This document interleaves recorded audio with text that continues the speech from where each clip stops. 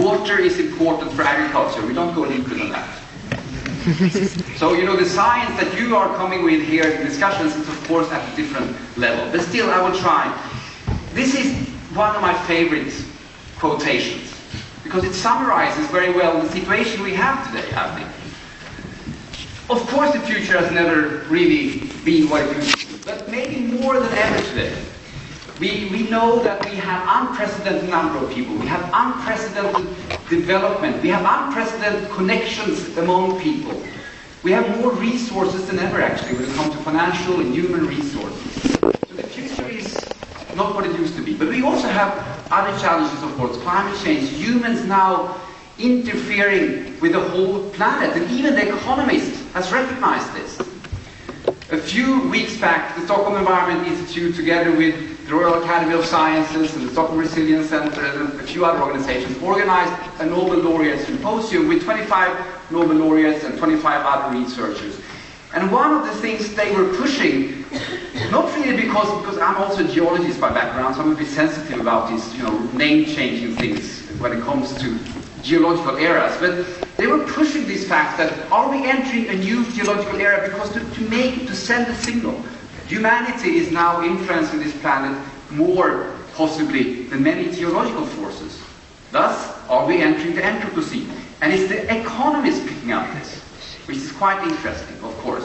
So they are not only talking about the financial crisis nowadays, they also see the strong linkages, not least to what is going on in the natural environment, of course.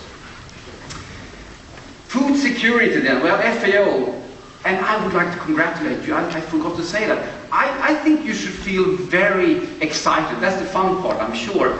You know, being at the center of the most important issue, really about food, to feed the world. And when I, you know, left for Rome, and I was entering into this organization, FAO, not as an agriculture person, and I was thinking, FAO, okay, what is that? Last time I was in the UN, I was in New York working for the Commission on Sustainable Development. Much more exact than agriculture or something. But FAO was, of course, I realized after some time, one of the most exciting places to be. That's where so many of the issues converge. Climate change, water challenges, and so on. I worked with water issues there. But of course, I got excited also about agriculture in more general terms. And of course, FAO is the authority when it comes to presenting the situation when it comes to food security annually through this report. And this is what they said in the last report. That hunger remains higher than before the crisis, and that was the crisis.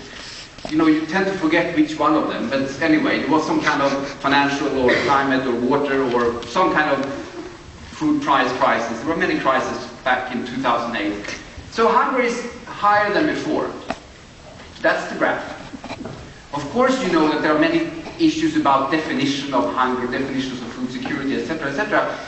But we are trying then to monitor, of course, how many people actually do not have sufficient amount of food. And we can see that the trends are going up. But there are many reasons for that, and many are trying to find explanations, of course. We should not forget what we are talking about here, of course. When we see numbers and statistics, and when we talk about the global situation, these are the people we are talking about. But it's also very complex, this definition, and I won't get into a long discussion about it. But while this is very evident, that people around the world are lacking enough food, in other cases it may be more complex. This is a map that I found about food insecurity in the US. And the highest numbers that you have are up to, you see, almost 18% or 70% in Mississippi. Had the highest average rate of food insecurity. So there are, the term food insecurity and lack of access to food is, of course, a very complex one.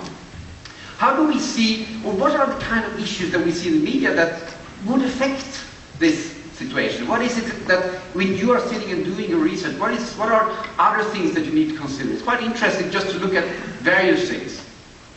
Okay, we like to present statistics to make sure that this is a very important issue. So we can see that more people die each year from hunger and malnutrition than from AIDS, tuberculosis, and malaria combined together. So the World Bank is then saying that we must increase production by 50% and meat production for some reason by 85% by 2030 to deal with this. Very production oriented, of course. How will that influence the future? Well, this is one study. You know the quality of making a scientific assessment based on one study, but I'm taking that liberty. So one study in a policy magazine, foreign policy magazine, stipulated, looking at current trends, that China's economy in 2040 will reach $123 trillion, which is 3 times the economic output in the year 2000. Is this interesting? Is this relevant? Is this important when you're dealing with agriculture or the food security issues and so on? That the economy, the largest economy, will grow like this? What is the relevance of that? Some other things then.